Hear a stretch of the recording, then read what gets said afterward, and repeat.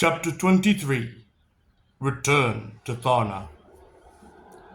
Outside the camp of Targo, Lara and I climbed a small hill and stood upon its crest. I could see before me, some pasangs away, the pavilions of the fair of Ankara, and beyond those the looming ridges of the Sadar, ominous, black, sheer. Beyond the fair and before the mountains, which rose suddenly from the plains, I could see the timber wall of black logs, sharpened at the top, which separated the fair from the mountains. Men seeking the mountains, men tired of life, or young idealists, opportunists eager to learn the secrets of immortality in its recesses, would use the gate at the end of the center avenue of the fair, a double gate of black logs, mounted upon giant wooden hinges, a gate that would swing open from the center, revealing the Sadar behind. Even as we stood upon the hill, I could hear the slow ringing of a heavy, hollow tube of metal, which betokened that the black gate had opened. The sad, slow sound reached the hillock on which we stood. Lara stood beside me, clad as a free woman, but not in the robes of concealment. She had shortened and trimmed one of the gracious Korean garments, cutting it to the lengths of her knees, and cutting away the sleeves so that they fell only to her elbows. It was a bright yellow, and she had belted it with a scarlet sash. Her feet wore plain sandals of red leather, and about her shoulders, at my suggestion, she had wrapped a cloak of heavy wool. It was scarlet, and I thought she might require this for warmth. I think she thought she might require it to match her sash, and I smiled to myself. She was free. I was pleased that she seemed happy. She had refused the customary robes of concealment. She maintained that she would be more of a hindrance to me so clad, and I had not argued, for she was right. As I watched her yellow hair sweep behind her in the wind, and regarded the joyful lineaments of her beauty, I was glad she had not chosen, whatever might be her reason, to clothe herself in the traditional manner.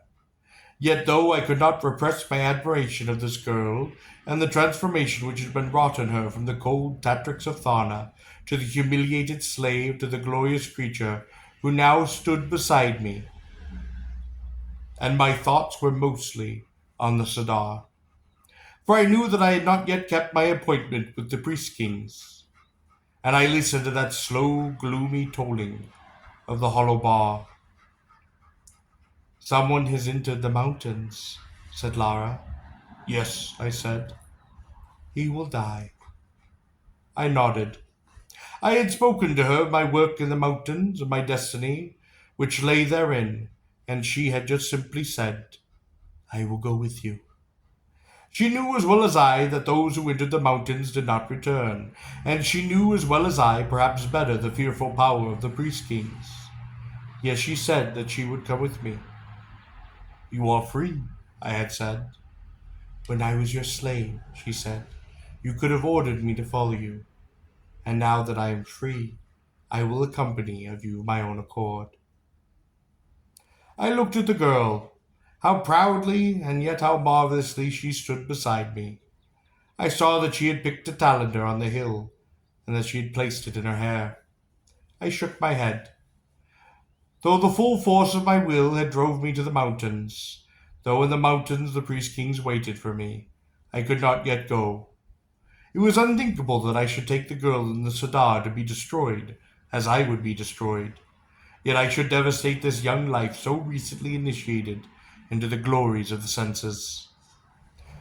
A life which had just awakened into the victories of life and feeling. What could I balance against her? My honor? My thirst for vengeance? My curiosity? My frustration? My fury? I put my arms about her shoulder and led her down from the hillock, and she looked at me questioningly. "The priest-kings must wait," I said. "What are you going to do?" she asked. "Return you to the throne of Tharna." She pulled away from me. Her eyes clouded with tears, and I gathered her to my arms and kissed her. She looked up to me, her eyes wet with tears. "Yes, I wish it," She put her head against my shoulder. Beautiful Lara, forgive me. And I held her more closely. I cannot take you to the Sadar. I cannot leave you here. You would be destroyed by beasts or returned to slavery. Must you return me to Tharna? I hate Tharna. I have no city to which I might take you, and I believe you can make Tharna such that you will hate it no longer. What must I do? She asked. That you must decide for yourself, I said, and I kissed her. I held her head in my hands and I looked into her eyes. Yes, I said proudly, you are fit to rule. I wiped the tears from her eyes. No tears, for you are a Tatrix of Tharna. She looked up at me and smiled a sad smile. Of course, warrior, there must be no tears, for I am Tatrix of Tharna, and a Tatrix does not cry. She pulled the Talenda from her hair. I reached to her feet, and I replaced it. I love you, she said. It is hard to be first in Tharna. I led her down the hillock, away from the Sadar Mountains. The fires which had begun to burn in the mines of Tharna had not been quenched. The revolt of the slaves had spread from the mines to the great farms. Shackles had been struck off and weapons seized. Angry men, armed with whatever tools of destruction they might find, prowled the land, evading the sorties of Tharna's soldiers, hunting for granaries to rob, for buildings to burn, and for slaves to free. From farm to farm they spread the rebellion, and the shipments to the city from the farms became sporadic and then ceased. What the slaves could not use or hide, they either cut down or burned. Not more than 2 hours from the hillock where I had made the decision to return Lara to her native city, the Tarn found us. As I had thought he would, as at the Pillar of Exchanges, the bird had haunted the vicinity, and now for the second time its patience was rewarded. It lit some 50 yards from us, and we ran to its side. I first, and Lara after me. She still apprehensive of the beast. My pleasure was such that I hugged the neck of that sable monster, whose round blazing eyes regarded me, whose great wings lifted and shook, and whose beak was lifted to the sky as he screamed the shrill cry of the Tarn. Lara cried out in terror as the monster reached for me with his beak. I did not move, and that great terrible beak closed gently upon my arm. Had the Tarn wished, with a wrench of its glorious head, it might have torn the limb from my body, yet its touch was most tender. I slapped its beak, and tossed Laura onto its broad back, leaping up beside her. Again that indescribable thrill possessed me, and I think this time even Laura shared my feelings. One strap, I cried, and the Tarn's monstrous frame addressed itself once more to the skies. As we flew, many were the fields of charred Sartana we saw below us. The Tarn shadow glided over the blackened frames of buildings, over broken pens from which livestock had been driven, and over orchards that were now no more than felled trees. Their leaves and fruit were brown and withered. On the back of the Tarn, Laura wept to see the desolation that had come to her country. It is cruel what they have done, she said. It is also cruel what had been done to them. And she was silent. The army of Tharna had struck here and there, had reported hiding places of slaves, but almost invariably they had found nothing. Perhaps broken utensils, ashes of campfires. The slaves, forewarned by their approach by other slaves, or by impoverished peasants, supplanted by the great farms, would have made good their departure, only to strike when ready, when unexpected and in strength.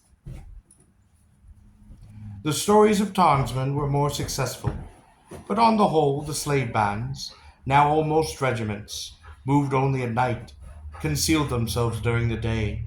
In time it became dangerous for the small cavalries of Tharna to assault them, to brave the storm of the missile weapons, which would seem to rise almost from the very ground itself. Often, indeed, ambushes were laid, wherein a small band of slaves would allow itself to be trailed into a rocky passage of the ridge country about Tharna. Here the pursuers would be assailed by the hidden cohorts. Sometimes Tarsman would descend to capture a slave, only to meet the arrows of 100 men concealed in the covered pits. Perhaps in time, however, the undisciplined but courageous bands of slaves would have been scattered and destroyed by all the units of Tharna, save that the very revolution which had begun in the mines and spread to the great farms now flamed in the very city itself. Not only the slaves of the city, but many raised the banner of defiance, men of the lower castes, whose brothers or friends had been sent to the mines or used in the amusements. They now dared at last to seize the instruments of their trade and turn on the guardsmen and soldiers. It was said the rebellion in the city was led by a short, powerful man with blue eyes, short cropped hair, formerly of the caste of the metal workers. Certain portions of the city had been burned to exterminate the rebellious elements, and this cruel act of repression had only rallied confused and undecided men to the side of the rebellion. Now it was said the entire portions of the city were in rebel hands. The silver masks of Tharna, when they were able, had escaped to the portions of the city still in command of soldiers. Many were reported to cower in the confines of the royal palace itself, and the fate of those who had not escaped the rebel hands was not clear. It was late in the afternoon of the 5th day that we saw in the distance the grey walls of Tharna. We were not threatened, nor were we investigated by patrols, and it was true that we could see townsmen and their mounts here and there among the cylinders, but none came to challenge us. At several places in the city, long ropes of smoke spiraled upward, and then unraveled into vague, dark strands. Down below, a door hung open on its hinges, and small isolated figures scurried in and out. There were no Tharlian wagons, no lines of woodsmen or peddlers making their way to or from the city. Outside the walls, several small buildings had been burned, and on the wall itself over the gate in huge letters was scrawled the legend, Sang Foi, literally without chains. Perhaps better translated simply as freedom or liberty. We brought the tarn down upon the walls near the gate, and I freed the bird. There was no tarn cart at hand in which to enclose him, and moreover, even if there had been, I would have not trusted him to the tarn keepers of Tharna. I did not know who was and who was not in rebellion. Perhaps mostly I wanted the bird to be free, in case my hopes met with disaster, in case the Tatrix or I were to perish in some back street of Tharna. On the summit of the wall we encountered the crumpled form of fallen guardsman. It moved slightly, and there was a small sound of pain. He had apparently been left for dead and was only now recovering his consciousness. His grey garment with its scarlet strip of cloth on the shoulder was stained deeply with blood. I unbuckled his helmet strap and gently removed the helmet. One side of the helmet had been cracked open, perhaps by the blow of an axe. The helmet straps, the leather inside, and the blonde hair of the shoulder were soaked with his blood. He was not much more than a boy. As he felt the wind on the walls reach his head, he opened his grayish-blue eyes. One hand attempted to clutch his weapon, but the sheath had been emptied. "Don't struggle," I said to him, looking at the wound. The helmet had largely absorbed the blow, but the blade of the striking instrument had creased his skull, accounting for the flow of blood. Most likely the force of the blow had rendered him unconscious, and the blood had suggested to his assailant that the job was finished. His assailant had apparently not been a warrior. With portion of Laura's cloak, I bound the wound. It was clean and not deep. "You will be all right," I said to him. "Are you for the Tatrix?" he asked. "Yes," I said. "I fought for her," said the boy, lying back against my arms. "I did my duty." I gather he had not enjoyed the performance of his duty, and perhaps his heart did lay with rebels, but the pride of his caste kept him at his post. Even in his youth, he had the blind loyalty of the warrior, a loyalty which I respected, and which was perhaps no more blind than some I myself had felt. Such men made fearsome antagonists, even though their swords might be pledged to the most despicable of causes. You did not fight for your Tatrix, I said. The young warrior stared in my arms. I did, he cried. No, you fought for Dorna the Proud, pretender to the throne of Tharna, a usurper and a traitoress. The eyes of the warrior widened as they regarded it. Here, I said, gesturing to the beautiful girl at my side, is Lara, the true Tatrix of Tharna. Yes, brave guardsman, said the girl, placing her hand gently on his forehead as though to soothe him. I am Lara. The guardsman struggled in my arms and then fell back, shutting his eyes with pain. Lara, he said, through closed lids, was carried away by the townsmen and amusements. I am he said. The grayish blue eyes slowly opened and gazed at my face for a long time. Gradually recognition transformed the features of the guardsman. Yes, said he, I remember. The townsman, said Lara, returned me to the pillar of exchanges. There I was seized by Dorna the Proud and Thorn, her accomplice, sold into slavery. The townsman freed me, and has now returned me to my people. I fought for Dorna the Proud, said the boy, his grayish blue eyes filled with tears. Forgive me, my Tatrix, he begged. And had it not been forbidden that he, a man of Tharna, should touch her, a woman of Tharna, I think he would have reached his hand toward her. And to his wonder, Laura took his hand in hers.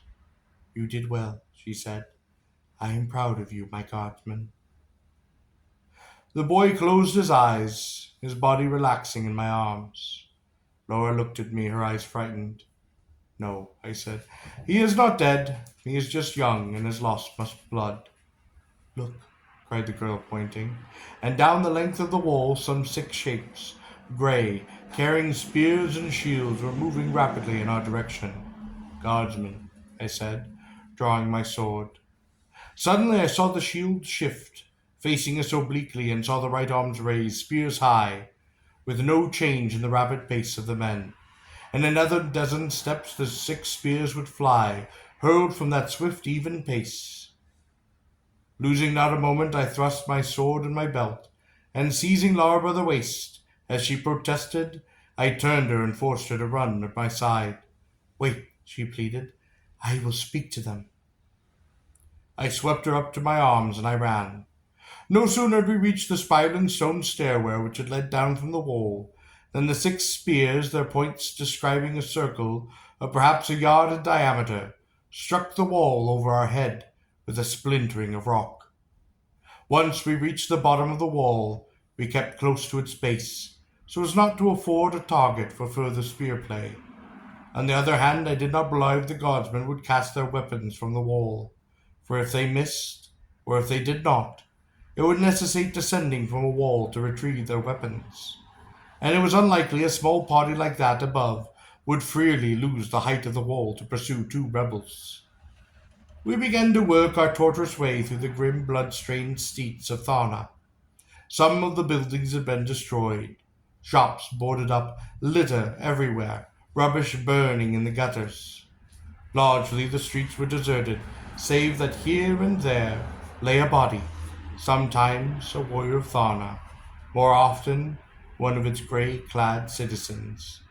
On many of the walls, the legend Sang Fori could be read, and on occasion the terrified eyes that scrutinized us fearfully from behind the shutters of windows. I suspected there was not a door in Tharna that was not barred that day. Halt, cried a voice, and we stopped. From in front of us and behind us, a group of men had seemed to materialize. Some of them held crossbows, and at least 4 others had spears poised. Some boasted swords, and many of them carried nothing more than a chain or sharpened pole.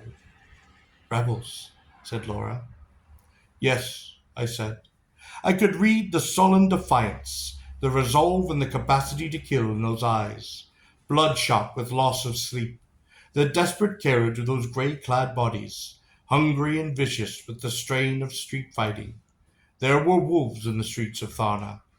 I slowly drew my sword and thrust the girl to the side of the street against the wall, and one of the men laughed. I too smiled, for resistance was useless, yet I knew that I would resist, that I would not be disarmed until I lay dead upon the stones of the street. But what of Lara? What would be her fate at the hands of this pack of maddened, desperate men? I regarded my ragged foes, some of who had been wounded. They were filthy, savage, exhausted, angry, perhaps even starving. She would probably be slain against the wall by which she stood. It would be brutal, but quick, on the whole merciful. Their spear arms drew back, the crossbows levied, chains were grasped more firmly, the few swords lifted toward me, even the sharpened poles inclined toward my breast. Outlaw of Gor, cried a voice, and I saw a small man, thin, with a wisp of sandy hair across his forehead, pressed through the ragged band of rebels that confronted us. It was he who had been first upon the chain in the mines, he who had of necessity been first to climb the shaft from the slave kennel to freedom. His face was transfigured with joy, and he rushed forward and embraced me. This is he, the man cried, Tarl of Koroba. At this point, to my wonder, the ragged band lifted their weapons and uttered a wild cheer. I was swept from my feet and thrown onto their shoulders. I was carried through the streets, and others of the rebels, appearing from doorways and windows, almost from the very stones of the street, joined what turned into a procession of triumph. The voices of those haggard but transformed men began to sing, and I recognized the tune. It was a ploughing song I had first heard from the peasant in the mines. It had become an anthem of the revolution. Lara, as mystified as I, ran along with the men, staying as close to me as those jostling crowds would permit. Thus borne aloft, from street to street, in the midst of those joyous shouting, weapons raised on all sides in salute, my ears ringing with the ploughing song, once a song of the freeholds of Tharna, long since supplanted by the great farms. I found myself brought to the fateful Calda shop I remembered so well, where I had dined in Tharna and had awakened to the treachery of Ost. It had become the headquarters of the revolution, perhaps because men of Tharna recalled that it was there that they had learned to sing. And there, standing before the low doorway, I looked once more upon the squat, powerful figure of Kron, of the caste of the metalworkers. His great hammer was slung from his belt, his blue eyes glistening with happiness, and that huge scarred hand of a metalworker were held out to me. Beside him, to my joy, I saw the impudent features of Andreas, that sweep of black hair almost obliterating his forehead, and behind Andreas in the dress of a free woman, unveiled, her throat no longer encircled by the collar of a state slave, I saw the breastless, radiant Lena of Tharna. Andreas bounded past the men at the door and rushed to me. He seized me by the hands and dragged me to the street, roughly grappling my shoulders and laughing with joy. Welcome to Tharna, said he. Welcome to Tharna. Yes, said Kron, only a step behind him and seizing my arm. Welcome to Tharna.